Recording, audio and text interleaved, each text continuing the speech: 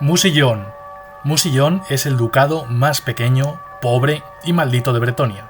Se dice que el duque de Musillón mató al rey y bebió su sangre, provocando guerras y durante años ha degenerado con su propia corrupción hasta ser una tierra maldita por mal y muerte.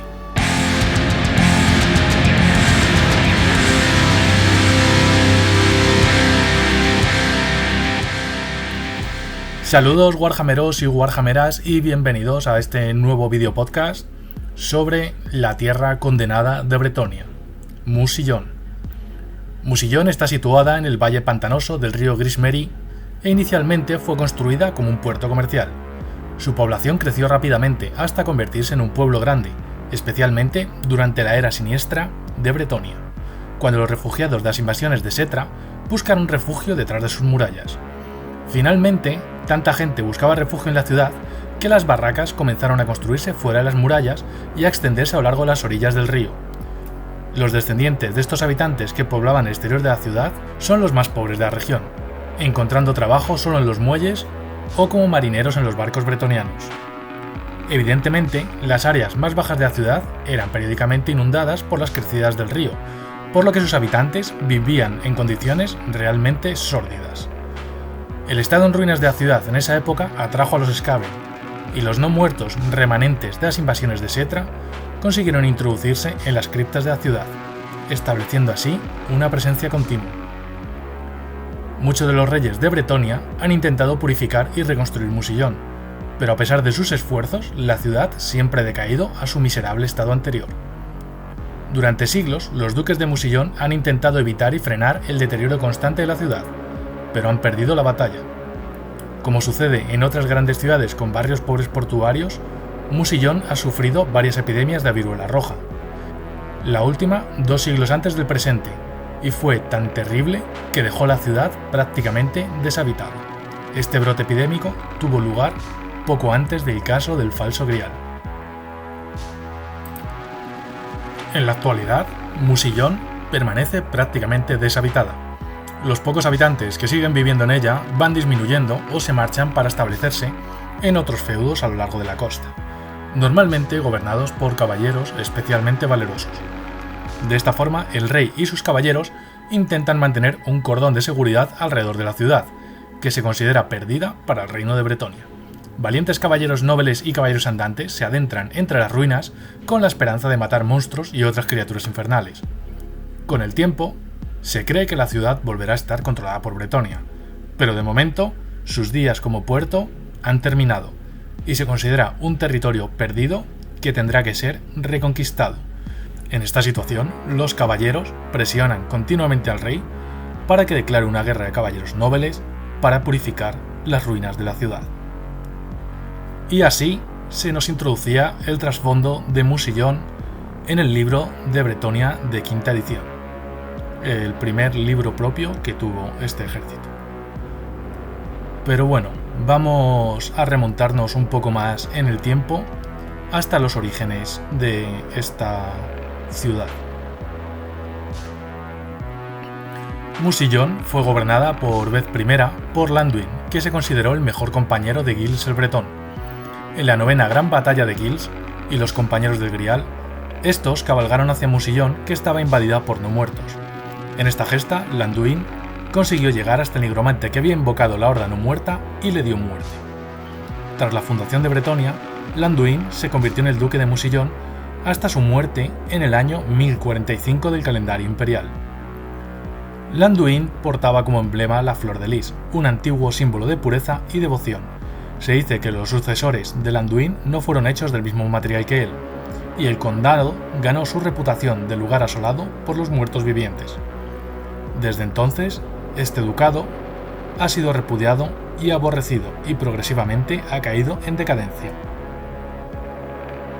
Pero, ¿cómo llegó Musillón a esta situación? ¿Cómo llegó Musillón a ser repudiado y aborrecido? Ya se nos ha dicho que desde las invasiones de Setra, la ciudad se llenó de refugiados y de criaturas no muy gratas. Musillón se mantuvo como una población dura y temida, cuyos líderes fueron valerosos guerreros, a pesar de las adversidades, En el año 1813 del calendario imperial, la viruela roja afectó a Bretonia, seguramente propagada por los hombres ratas Caven, que surgieron de sus guaridas para asediar Quenelles y Brión. Musillón sufrió enormemente la plaga, pero el duque Merovech y sus caballeros parecieron inmunes, y surgieron desde el interior de Musillón para acometer en contra de la hueste Skaven. Uniéndose en cooperación bélica con los elfos silvanos de Lórien, unidas ambas fuerzas expulsaron a los hombres rata. Un año más tarde, el duque Merovech parecía no recuperar la paz. Celebró un gran banquete en honor de su victoria y allí mismo hizo pública su locura desafiando al rey de Bretonia en combate singular. El rey murió en el duelo y Merovech bebió su sangre derramada en el salón. Tras esta atrocidad, Merovech cayó en desgracia y Musillón fue invadida por un ejército lionés, muriendo Merovech en la guerra y perdiéndose la porción norte del ducado, cuyas tierras pasaron a ser conquistadas por lionés. Se dice que este hecho provocó el odio tradicional entre Lyonés y Musillón, y que Musillón nunca consiguió recuperarse de lo sucedido. Pero son muchos los que consideran que el declive de Musillón se inició con la maldad del duque Maldred, y que la Dama del Lago retiró su bendición a esa región de Bretonia a causa de la deshonra de este duque. De Maldred se sabe que era un caballero valeroso y un astuto comandante, bien preparado para defender el pequeño pero rico ducado de Musillón, centrado en la ciudad portuaria del mismo nombre. En esa época, el rey de Bretonia, Jules el Magnánimo, murió en combate singular contra un caballero del caos al que desafió en las playas del norte de Bretonia, aunque su oponente también cayó mortalmente herido a causa de la lanza de caballería de Jules. Sin embargo, el reino quedó en un peligroso estado de inestabilidad, pues Jules no tenía ningún heredero varón, y su único heredero era una hija, la bella Isolda. Según la tradición, la corona debería pertenecer al caballero que cumpliera la misión que decidiera Isolda, una misión que tenía que ser realmente peligrosa. Isolda proclamó que solo ocuparía el trono aquel caballero que consiguiera matar a la bestia del reino. Este monstruo, seguramente el último de su especie, había sido visto no hacía demasiado tiempo en una región remota de Bretonia. Así, muchos caballeros famosos partieron inmediatamente a cumplir la misión. Pasaron muchos años sin que ninguno de los caballeros regresara, y mientras tanto, partidas de guerra orcas estaban concentrándose en las montañas grises y cada vez lanzaban más incursiones contra Bretonia.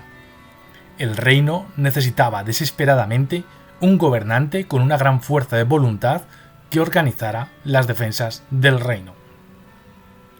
Cerca del año imperial 2297, el duque Maldred de Musillón decidió aprovechar esta oportunidad para intentar coronarse rey de Bretonia. No podía casarse con Isolda, ya que estaba casado con la hechicera Malfleur, de la que se nos dice que había aprendido sus artes en Aldorf. Y esta Malfleur es unos pocos años anterior a la batalla de las puertas de Kislev. Lo que es un conflicto de cronología porque los colegios de magia de Aldorf se fundan posteriormente a la Gran Guerra contra el Caos, y esta Malfleur es unos pocos años anterior a la batalla de las puertas de Kislev. Juntos, Maldred y Malfleur tramaron un plan vil y traicionero. Malfleur envió a algunos de sus secuaces a saquear los túmulos funerarios próximos a Musillón. De entre los artefactos desenterrados, Malfleur eligió un impresionante cáliz. Se dice que este sería el maldito falso grial. También es curioso porque en el libro Sexta edición de Bretonia puede obtenerse este objeto en la lista de objetos mágicos. Maldito, pero usable. Tras esta búsqueda de objetos mágicos, Malfleur recompensó a sus sirvientes cortándoles la lengua para que no pudieran revelar sus planes.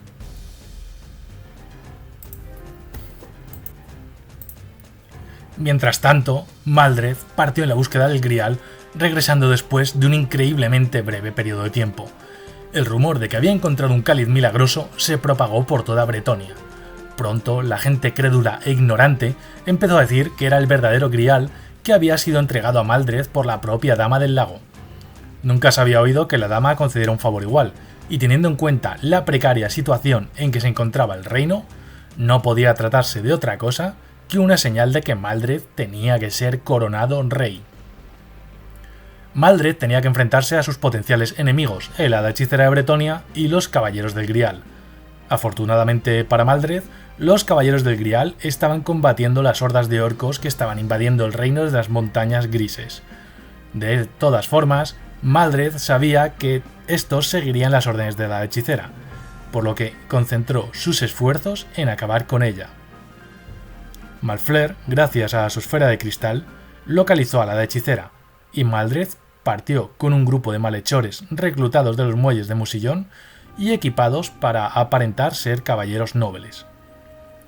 Cuando este grupo alcanzaron a la hechicera, la magia de Malfler impidió que la mayoría de ellos acabaran convertidos en sapos al acorralar al Hada de Bretonia, quien fue capturada.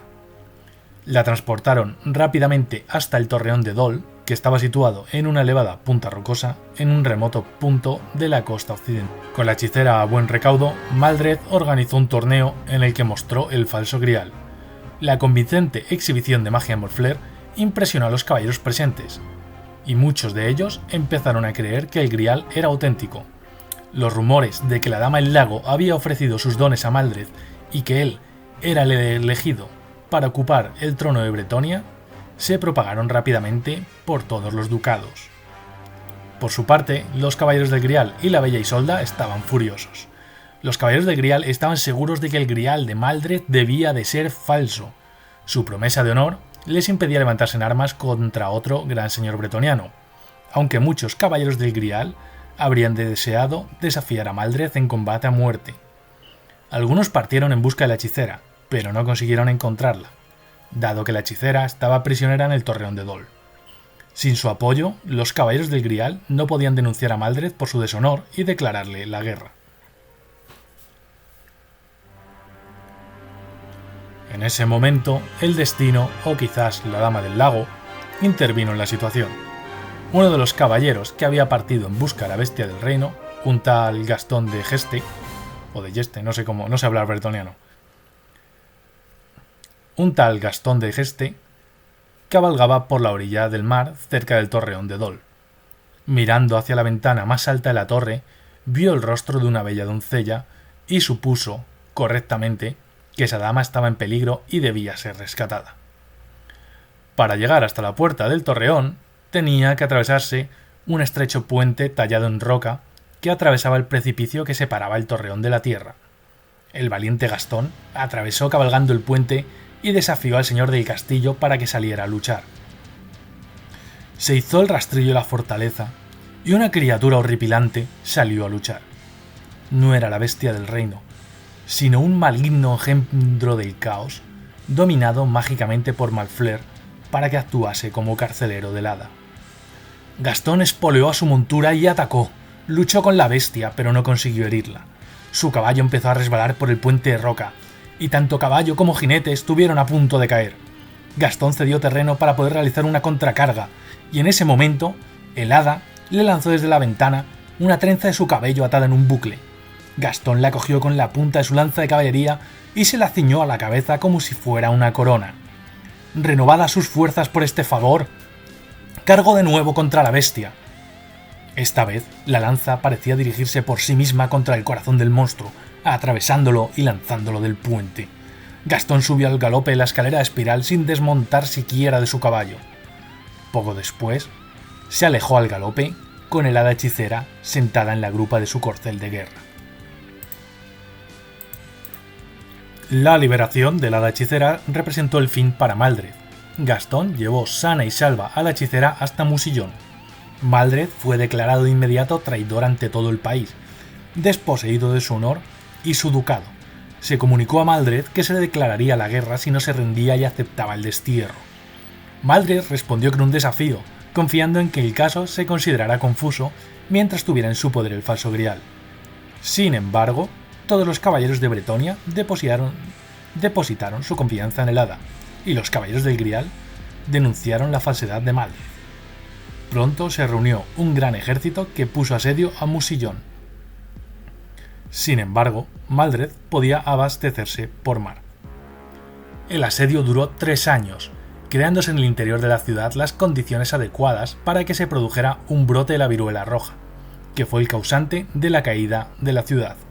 Maldred y Montfleur, a pesar de refugiarse en lo alto de su castillo, no pudieron huir de la enfermedad y perecieron como la mayoría de desdichados habitantes de Mousillon. Tras esto, Gastón se casó con Isolda y se convirtió en el rey Gastón de Beaugeste, o rey Gastón de Beaugeste. No sé pronunciar bretoniano y mucho menos francés. Gastón, como nuevo rey, decidió no nombrar ningún nuevo duque de Mousillon, sino declarar la ciudad y sus alrededores tierra desierta, que debería ser lugar de conquista y gesta de los caballeros nobles. Con el paso de los siglos, Mousillon continuó su degradación hacia una tierra maldita y de muerte. Malignos seres encontraron su hogar en Mousillon. Al este de la ciudad, en las colinas huérfanas, se encuentra una población escava bajo tierra, y la propia ciudad de Mousillon es guarida de criaturas de antinaturales orígenes. A finales del siglo XXV del calendario imperial,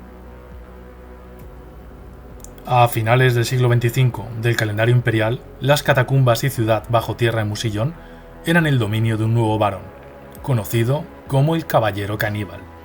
No todos eran conscientes del origen de este personaje, pero se sabe que, originalmente, él había sido Jules de Fontainebleau, un caballero con una visión del código de caballería que implicaba que un hombre debía gobernar sobre seres inferiores y que éstos estaban obligados a obedecer. Jules, siempre sediento de batalla y muerte, dirigió de forma implacable a una partida de caballeros nobles contra hordas pieles verdes. Mató y mató con obsesión a todos los pieles verdes que pudo, dirigiéndose al este en busca de más batalla y de acabar con todos los orcos y goblins posibles. El pecado de Jules fue considerar a los pieles verdes como criaturas estúpidas carentes de astucia. En sus ansias de exterminio, Jules y sus caballeros siguieron a los pieles verdes a un efecto trampa, hasta que se vieron superados por ingentes hordas de orcos y goblins, y allí perecieron, logrando escapar solo unos pocos con vida. Pero Jules no escapó. Quedó enterrado entre los cuerpos de camaradas muertos durante el fragor de la batalla, hundido entre cadáveres, mientras los orcos remataban, festejaban y se alimentaban. Tardó semanas en que los cuerpos se descompusieran lo suficiente para poder salir. Ni siquiera él mismo entendía cómo pudo sobrevivir tanto tiempo en esa situación. Pero pasó los días atormentado por delirios. Y quizás fue aquí cuando adquirió su gusto por la carne humana. Movido por el conocimiento natural del regreso a casa, Jules emprendió el camino a pie hasta Bretonia, desde los reinos fronterizos. Y aunque en su mente se veía como un héroe y esperaba encontrar gestas a su llegada al hogar, lo que encontró fue todo lo contrario. Sus sirvientes cerraron la entrada a su fortaleza y su mujer le repudió, pues en todo este tiempo vagando fuera, Jules se había convertido en un ser monstruoso de rasgos marcados, dientes afilados y garras retorcidas.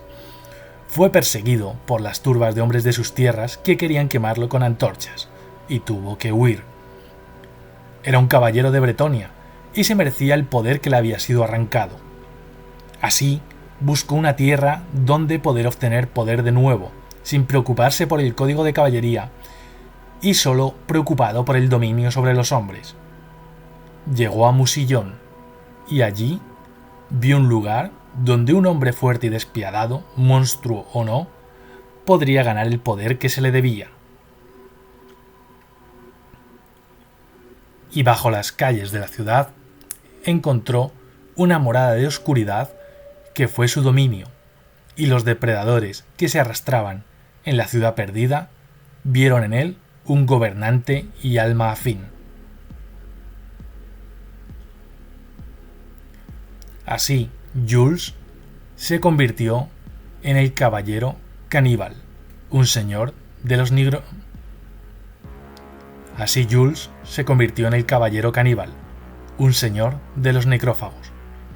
Se dice que el Caballero Negro llegó a negociar con el Caballero Caníbal, Pero antes de poder ejercer sus planes, la baronía de los condenados del caballero caníbal fue arrasada por espada y antorcha. Los bretonianos atacaron, se adentraron y exterminaron a su corte necrófagos, y entre ellos obligaron al joven hijo de Jules, Erican, a ver cómo su familia era torturada y quemada con vida. No obstante, el joven Erican fue rescatado por el nigromante Oval de Brion, quien lo protegió, educó y cuidó hasta llegar a Silvania, donde Erican se convirtió en un vampiro von Karsten. Durante el siglo XXVI del calendario imperial, un caballero se alzó para reclamar el ducado de Musillón. Un caballero protegido por una armadura negra y que algunos dicen que es familiar del rey. Su nombre es Mayobaud o Malobaud y fue conocido como la serpiente.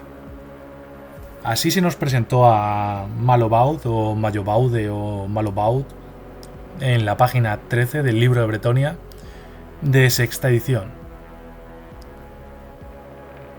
Como bien sabéis, el trasfondo del juego cambió en las ediciones séptima y finalmente en la octava, conduciéndose hasta el fin de los tiempos. En este trasfondo final, Malobaud era un caballero de Bretonia poderoso y virtuoso, un ejemplo idolatrado por los demás. Se nos informa que Malobaud es hijo bastardo del rey Lowen Loncor, pero no se nos dice quién fue su madre. Sus hazañas y virtuosismo le ganaron el título de caballero del reino, pero prontamente dejó su lanza para partir en la búsqueda del Grial. Tras muchas gestas y dar muerte a muchos enemigos de Bretonia, con el paso del tiempo Malobaud comenzó a caer en la desesperación, pensando que la dama se había olvidado de él. Con esta melancolía en su corazón, prosiguió sus gestas de combates, cruzando Mausillon y adentrándose en el bosque de Arden, donde finalmente una mano surgió de las aguas empuñando el Grial. La prueba final implicaba beber del cáliz. Si el caballero no albergaba pureza en sí mismo, moriría. De lo contrario, se convertiría en un caballero del Grial, y nunca más conocería el miedo. Al beber, Malobaud no murió, pero obtuvo visiones del pasado de Bretonia y de la dama, del origen de su magia y su culto, y tras ver toda aquella verdad, se ennegreció su corazón y renegó de los votos hacia la dama. La experiencia le hizo renegar del código de caballería y maldecir a la dama del lago, creciendo en su corazón una ansia de venganza hacia Bretonia. Para ello, debía encontrar un lugar donde hacerse fuerte y espadas a las que liderar.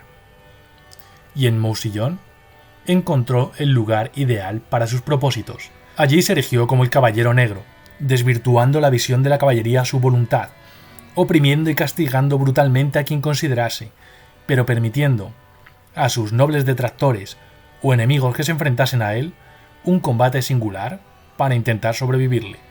Con esta extraña perversión del código de caballería, fundó la Orden del Grial Negro, caballeros oscuros de gran poder que seguían los valores de Malobaud y entre los que, como anécdota, se encontraba Erican Cuervo Demonio, el hijo superviviente del caballero caníbal que había regresado a su hogar.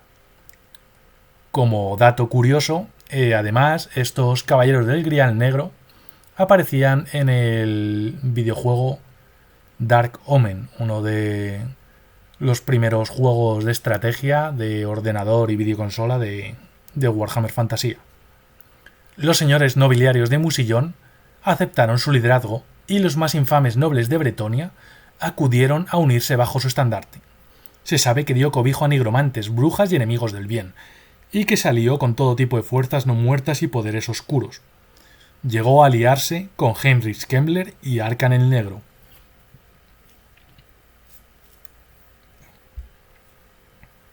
Así lanzó el desafío contra su padre el rey Lowen y provocó una guerra civil en Bretonia. Dada su fuerza, poder de palabra y éxito bélico, consiguió doblegar a varios ducados hacia su causa, y expandiéndose desde Musillon, la guerra asoló Bretonia. Finalmente, la gran hueste real encaró a los ejércitos de Malobaud en la batalla de Quenelles. Allí, Malobaud desafió a su padre en combate singular, y el rey Lowen cayó abatido de su montura, perdiéndose su cuerpo entre el lodo y los caídos en batalla. La caída del rey Lowen supuso la desmoralización de Bretonia. Las tierras fueron cayendo una a una y Malobaud dirigió sus huestes hasta Couronne en el norte. La frágil unidad de Bretonia dependía de la supervivencia de esta ciudad, y cuando ya parecía perdido el asedio, Malobaud se alzó triunfante hacia la entrada de la ciudad preguntando quién osaba desafiarle. Para sorpresa de todos los presentes, quien se presentó ante él fue el sagrado Caballero Verde de Bretonia, que aceptó el desafío y en una feroz arremetida decapitó al Caballero Negro. Con la caída de Malobaud, su ejército comenzó a deshacerse y dispersarse, y los bretonianos fieles quemaron su cadáver. Así acabó el Caballero Negro de Musillón en una Bretonia fracturada y herida. El Caballero Verde se reveló como Gilles el Bretón, primer rey de Bretonia, dotado de una vida superior que había regresado en el momento de más necesidad de su pueblo. Pero ese momento había pasado. Bretonia estaba asolada, sufriendo la plaga, las consecuencias de la guerra civil y la infestación no muerta. El ataque de demonios alzados por el poder del caos y las infinitas huestes Skaven invadiendo Bretonia. Y con este final relatado en el fin de los tiempos, acababa la historia de Bretonia y de Musillón. No obstante, Josh Reynolds, autor de parte del trasfondo del fin de los tiempos, publicó en una serie de respuestas a los seguidores del mundo de Warhammer cómo acabaron todos los personajes y ducados del reino de Bretonia, incluido Musillón. Entre toda la devastación, las hordas de guerreros del caos entraron en Bretonia. Acompañadas de demonios, acabaron con todas las poblaciones que se iban reduciendo hasta ser pequeños y heroicos baluartes condenados a desaparecer.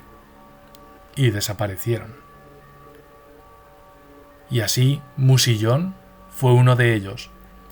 Los varones y desdichados que quedaban en la ciudad maldita veían llegar su fin.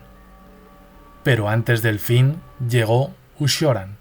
Sí, Ushoran. Ushoran, uno de los primeros nacidos de los vampiros, padre del clan Strigoi, quien había sido destruido en Morkheim y que, pues sin explicación ninguna, regresó de la muerte verdadera hacia la no muerte otra vez para presentarse en Musillón.